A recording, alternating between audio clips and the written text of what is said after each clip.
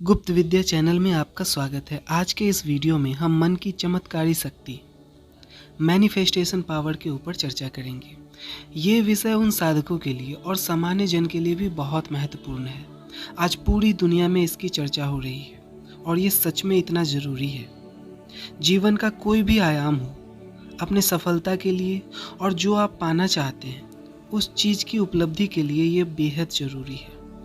हमने अपनी पिछली वीडियो में विश्वामित्र मुनि और महाअवतार बाबा जी की चर्चा की थी। उनके चमत्कारी कल्पना शक्ति के ऊपर चर्चा की थी। तो ये सब कैसे संभव हो सकता है? क्या कोई व्यक्ति अपने मन की इच्छा शक्ति से नए दुनिया की भी रचना कर सकता है? क्या किसी मनुष्य की शक्ति इस स्तर की भी हो सकती है? हर व्यक्ति अपने संसार का रचनाकार स्वयं होता है। वो किसी भी स्तर का हो, लेकिन अपनी दुनिया वो स्वयं ही रचता है। उनके साथ जो जो घटनाएं घटती हैं, जो जो उनकी दुनिया में होता है, कहीं ना कहीं उसका कारण वो स्वयं होता है।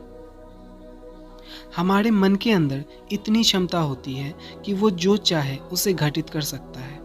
वो सब प्रत्यक्ष हमारे सामने हो जाता है। जैसा हम सोचते हैं, हमारी दुनिया भी वैसी हो जाती है। अध्यात्म के क्षेत्र में अपनी सोच विचार पर विशेष नियंत्रण रखने की आवश्यकता होती है। कोई भी साधक पहले अपनी सोच पर ही नियंत्रण करता है। वास्तव में तभी वो अध्यात्म में प्रवेश भी कर पाता है। जिस सोच में, जिस विचार में उसकी पूरी ऊर्जा काम करती है, वो विचार जीवन में जल्दी घटित होता है। कहा जाता है कि जो चीजें हम दिल से चाहते हैं वो जरूर पूरी होती है। हम जिस चीजों को ज्यादा सोचते हैं उसमें हमारी ऊर्जा जाने लगती है। वो विचार और प्रबल होने लगता है और मन उसे बाहरी दुनिया में उतारने भी लगता है। इसलिए एक साधक को हमेशा शुभ सोचना चाहिए, शुभ की कल्पना करनी चाहिए, क्योंकि एक साधक में, उनकी सोच में सामान्य जन से ज़्यादा ऊर्जा होती है। लेकिन अगर सामान्य जन को भी अपने जीवन को बेहतर आयाम में ले जाना हो तो उन्हें भी अपने सोच में शुभता लाने का निरंतर अभ्यास करते रहना चाहिए।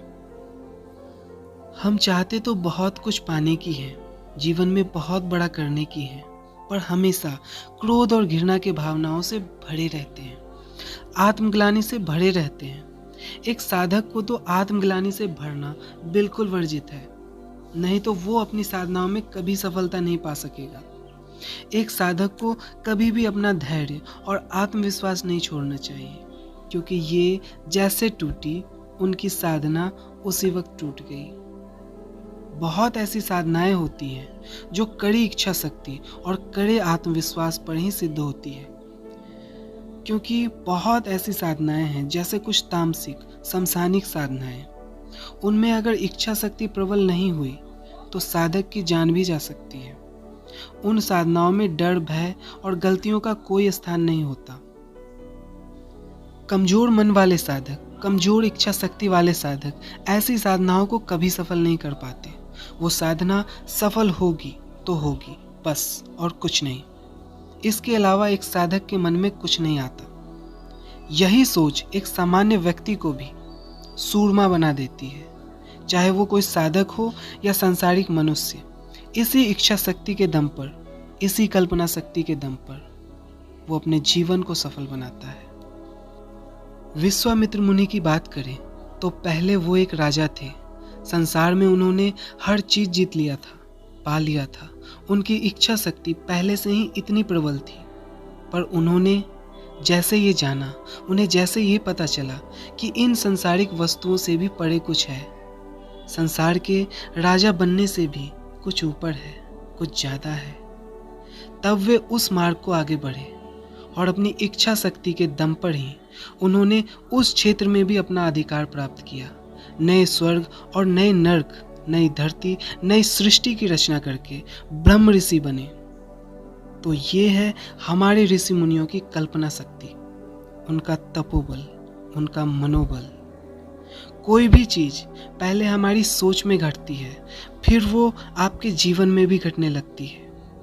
तो पहले अपनी सोच पर नियंत्रण करें, अपने को बेहतर आयाम में देखें, शुभ सोचें, अपने शुभ विचारों को लिखना शुरू करें। लिखने से बहुत प्रभाव पड़ता है। उस पर काम करें।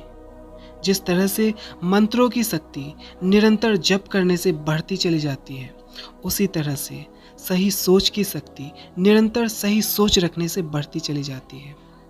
आज के लिए इतना ही। वीडियो अच्छा लगे तो लाइक कीजिए, सब्सक्राइब कीजिए और शेयर कीजिए। आपका दिन मंगलमय हो और शुभ हो। धन्यवाद।